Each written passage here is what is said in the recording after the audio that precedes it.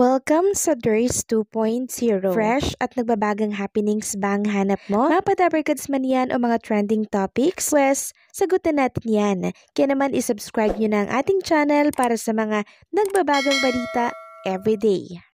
So ayun, welcome back again sa ating YouTube channel mga kadabarkads, and for today's video, ang pag-uusapan natin ay tungkol sa mga pangyayari sa loob at sa labas ng Itbulaga. Pero bago natin talakayin yan, welcome back po dito kay Min Mendoza. Sa wakas, present na po siya sa Itbulaga and siya muna yung sumalang sa therapy habang wala si Bossing Vic Soto.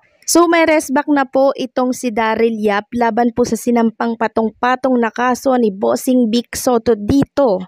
So ano ba yung kanyang restback? Yan ang pag-uusapan natin mamaya. Pero bago yan, narito muna yung complaint affidavit po, no? Na inilabas po ng kampo ni Bossing Vic Soto. Sabi dito, Marvic Vic Castelio Soto Filipino of legal age, with residence at, after having been duly sworn in accordance with law, hereby depose and state, the freedom of expression, like all cherished rights, is never absolute. The exercise of a right cannot be allowed to infringe on another person's right. In this case, the respondent is a clout chaser using his social media platforms to garner attention for his film in his desire to earn more money. He openly accused me of being a rapist. It is high time for respondent to realize that free speech does not afford him an unbridled license to ruin another person's hard-earned reputation. So I am executing this complaint affidavit to charge respondent Daryl Ray Sky, Yap, with 19 counts. 19 po na kaso of cyber libel consisting of multiple violation of Section 4, C4 of Republic Act number 10175 or the Cybercrime Prevention Act of 2012 in relation to Article 353 and 355 of the Revised Penal Code for willfully and deliberately posting several public, malicious, and defamatory statements in respondent Yap's Facebook page tending to cause dishonor and damage to my reputation. So kung ilang beses po palang nag-share or nag-post itong si Daryl Yap ng paninirang puri, 19 counts din yung ikakaso po sa kanya. Kaya ganyan po pala kadami. And natalakay na po natin kanina na 35 million po ang pinatong or hinihingi po na bayad danyos nitong si Bossing Vic Soto. Ayan po, respondent should be made liable to pay moral damages in the amount of at least 20 million pesos. Tapos yung isa ay his posts are so reprehensible for which he must be held liable to pay exemplary damage in the amount of at least 15 million pesos. So total of 35 million mga kadabarkads. Grabe, 19 counts na kaso. 35 million na bayad danyos. At alam nyo po ba, kakasuhan din po yung mga nag-share ng post at lahat ng involved sa pelikulang ito. So sa ngayon mga kadabarkads, si Daryl Yap muna ang may criminal case. At alam nyo po ba, kakapasok lamang po ang Muntinlupa RTC 205 grant agad Vic Soto petition for writ of habeas data. It means that sharing of the teaser and any promotional material related po sa Daryl Yap movie na Rapist o Pepsi Paloma na yan is now prohibited. Yan po ang matindi mga kadabarkads. Talagang mananagot ang direktor na ito. Ngayon, ano po ang restback ni Daryl Yap sa patong-patong na kasong sinampa or ikinaso po dito ni Bossing Vic Soto?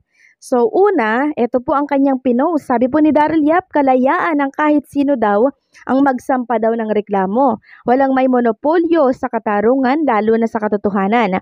Malaya daw ang sino man na magsampa ng reklamo para mas maging malinaw ang totoo. Dahil sa huli daw katotohanan lang ang depensa sa lahat ng katanungan. Inurong ba daw ni Pepsi ang asunto? Ang sagot daw ay nasa litrato. Hindi ba napatunayan ang akusasyon ni Pepsi? Ang sagot ay nasa litrato. Pero nagsampa ba ng kasong rape si Pepsi laban kay Vic Soto? Ang sagot rin ay nasa litrato. Nagsinungaling ba ang teaser? Ang sagot ay wala sa litrato. Ito ay nasa maraming lathalain daw. Ito ay nasa mga naburang video daw. Ito ay nasa mga lumang dyaryo daw. Alam na mga nakakaalam noon daw at alam na mga nagtatanong ngayon. Tapos sa huli, Delia Pepsi, babalik tayo sa korte. And eto, may posting pa siya kanina. Sabi niya, dito po ang designated na komentan ng mga trolls at lock profiles. Huwag po kayong magpakalat-kalat sa wall ko. Dito po kayo mag-comment. So gumawa siya ng panibagong post. So grabe po mga cadaver cads, no? Medyo nakakagulantang. And sabi nga po ng marami, talagang dapat bigyan ng leksyon ni Bossing Vic Soto yung mga ganitong akusasyon laban po sa kanya. Kasi una pa lang po ay defamatory na po agad yan. Kasi nga po yung kanyang pangalan ay nabanggit sa naturang teaser. So hindi man lang po ginawang palayaw man lang, 'di ba? So talagang on the spot, talagang pangalan ni Bossing Vic Soto yung binanggit doon. Kaya sino nga naman po ang matutuwa doon? So nakakatuwa lang mga cadaver cads dahil si Attorney Buko de la Cruz ulit, yung abogado po nahahawak ng kasong ito.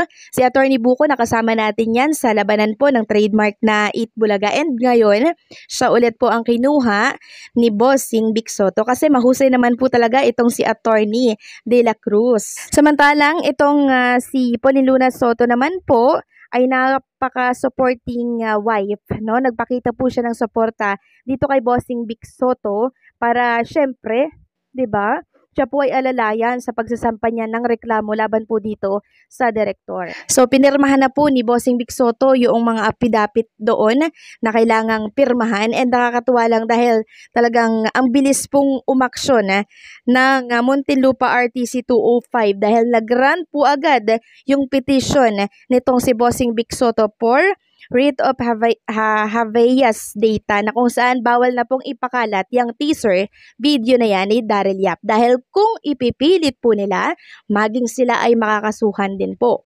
So hindi po talaga birong makabangga or makalaban itong si Bossing Vic Soto mga cadaver cads, no?